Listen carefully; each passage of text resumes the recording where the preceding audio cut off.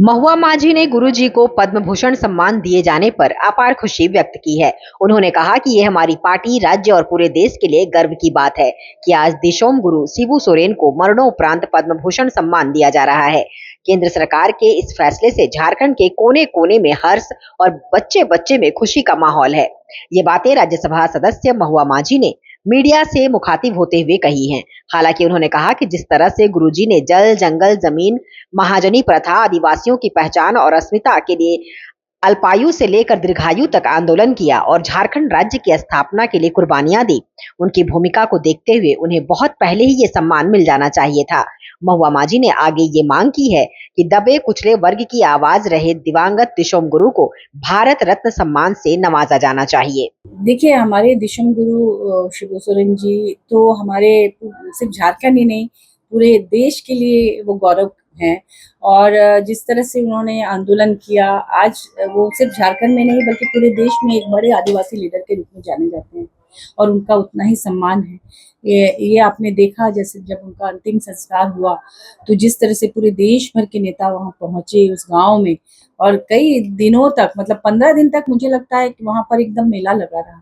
और जब हॉस्पिटल में थे दिल्ली में गंगाराम में, तो उस समय भी ऐसा लगता था कि पूरा झारखंड तो उठकर गया ही है, साथ ही पूरे देश के लोग, चाहे माननीय राष्ट्रपति महोदया हो, चाहे माननीय प्रधानमंत्री जी हो, हर पार्टी के वरिष्ठ लीडर और सत्ता पक्ष के लीडर, सब लोग पार्टी लाइन से ऊपर उठकर उनको सम्मान जताने गए। तो आज हमारे लिए विशेष दिन है कि उनको इतना बड़ा सम्मान मिल रहा है।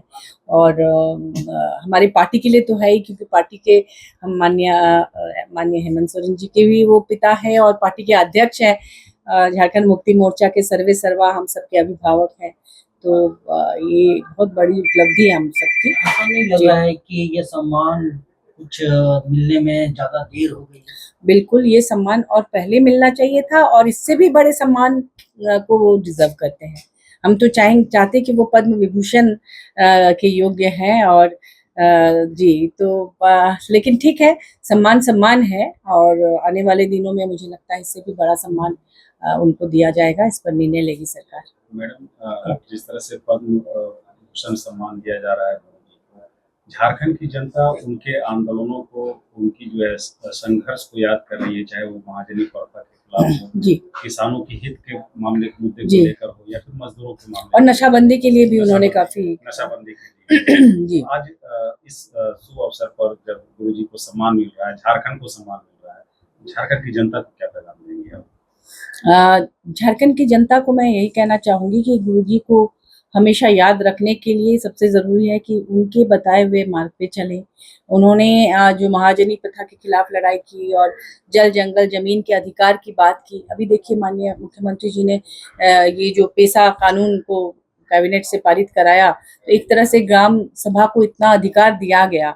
तो ये तो एक तरह से उनके ही सपने को पूरा करना हुआ और इस पर अमल भी हो। और जल, जंगल, जमीन के लिए जो लड़ाई उन्होंने इतने सालों से लड़ी है, उस पर यहाँ के भूमि पुत्र पुत्रियों का अधिकार रहे और वो आगे बढ़े। क्योंकि उनकी शिक्षा, गुरुजी हमेशा कहते थे, क्योंकि गुरुजी खुद स्कूल टीचर, शिक्षक थे उनके पिता, और वो भी लगातार शिक्षा पर जोर देते रहे। तो शिक्षित होने की ज़रूरत है ताकि कोई उनको ठग ना सके और वो दूसरे समाज के लोगों के साथ कंधे से कंधा मिलाकर यहाँ के बच्चे भी आगे बढ़े।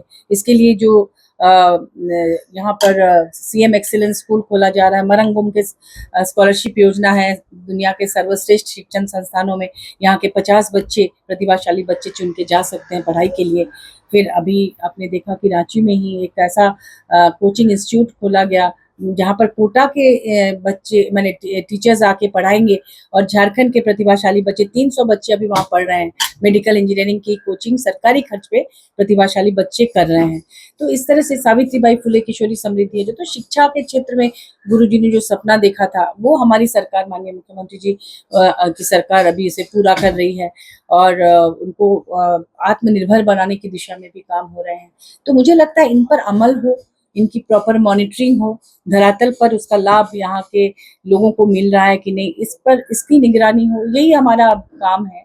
हम सबका, जो भी गुरुजी को श्रद्धा सुमन अर्पित करना चाहते हैं, उनके सपनों को पूरा करना हमारा लक्ष्य होना चाहिए और हमें उन पर गर्व करना चाहिए।